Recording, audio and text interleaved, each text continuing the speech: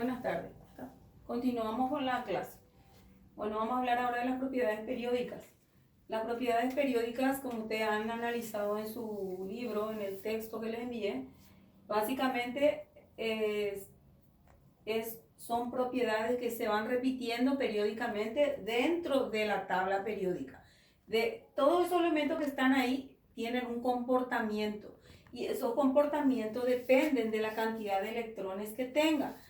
¿Qué son los electrones? Recordemos que los electrones son partículas eléctricas negativas que se encuentran en la parte externa del átomo. ¿Se acuerdan? Nosotros estudiamos configuración electrónica y veíamos así, la parte externa es lo que están habitados por los electrones. Sin embargo, en la parte interna tenemos los protones y los neutrones. Bueno, entonces, las propiedades periódicas nos determinan el comportamiento químico que tendrá, por ejemplo, un átomo dependiendo del lugar que ocupa. Pero, ¿qué es el lugar que ocupa? El lugar significa en qué grupo o en qué periodo está y de acuerdo a eso, él se comporta de una u otra manera.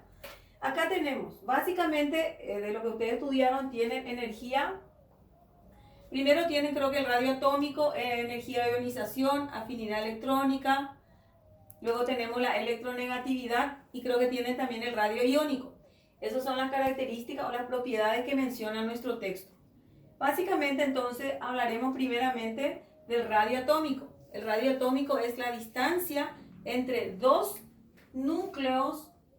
Vamos a suponer que acá hay dos átomos. Acá hay un núcleo central y es la distancia entre los dos núcleos, la distancia que separa los dos núcleos de otra capa más externa, el radio atómico.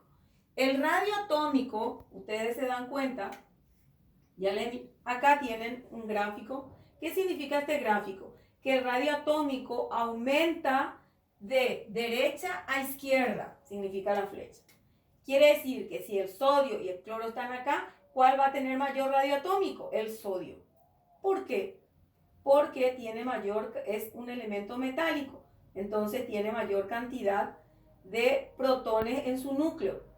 Entonces, el radio atómico aumenta de derecha a izquierda y aumenta de abajo hacia arriba. Si yo veo el sodio acá y el francio acá, ¿cuál va a tener mayor radio atómico? Va a tener el francio mayor radio atómico que el sodio. Eso quiere decir el concepto. Luego tenemos la energía de ionización. La energía de ionización es la energía que se necesita para que se pueda arrancar un electrón de su centro para poder generar iones. La palabra iones, ¿qué significa? Iones significa que los elementos crean, de acuerdo al medio en el que estén, energía positiva o energía negativa.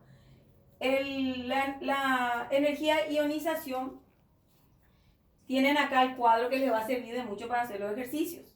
Si por ejemplo yo tengo el francio y tengo el flúor acá, si ustedes se fijan en su tabla, entonces acá nos dice que la energía de ionización, la afinidad electrónica y la electronegatividad usa esta misma tabla.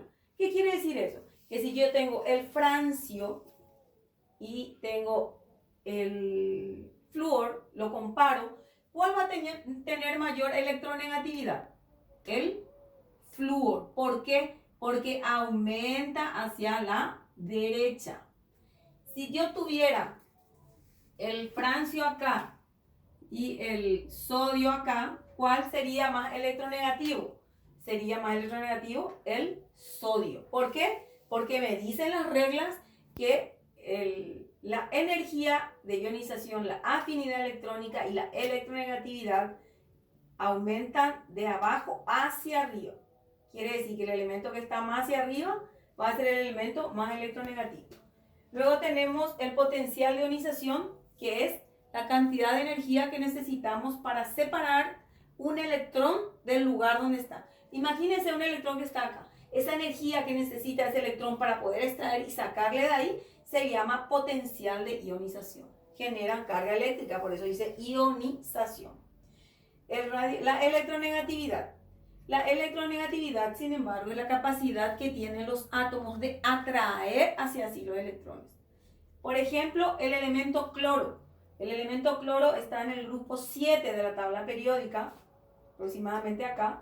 Este elemento, por ejemplo, es muy electronegativo. ¿Por qué? Porque tiene, si hacemos su distribución en el diagrama de Pauling, les recuerdo, por ejemplo, un S2, 2S2, 2P6, 3S2, tenemos acá 10, 12, 3P5, 6, 10, 15, 17.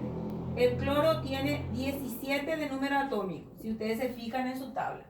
¿Y cuántos electrones tiene su capa más externa? El último salto del electrón fue el tercer nivel principal. Este tercer nivel principal tiene 7 electrones. Quiere decir que él tranquilamente va a atraer hacia sí los electrones, va a sentirse atraído, va a tener ese imán para atraer a los demás elementos hacia sí.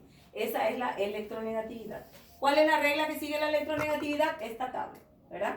Va a ser aumenta de izquierda a derecha y de abajo hacia arriba. Si yo tengo el flúor acá y tengo el arsénico acá, ¿cuál va a ser más electronegativo? El flúor, porque ocupa un lugar más alto y es mucho más de acuerdo a las reglas. Bueno, en general, luego nos faltó higienización, afinidad electrónica, potencial, ya expliqué todo. Más o menos a grandes rasgos. Ahora lo que quiero hacer es el ejercicio con ustedes.